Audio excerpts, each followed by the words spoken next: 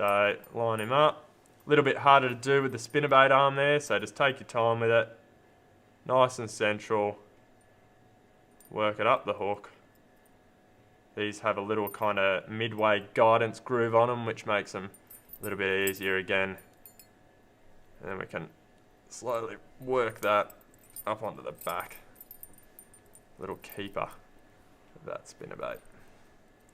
Now with these 10x soft plastics, it can take a little bit of doing just to get them to actually push up on there and grab.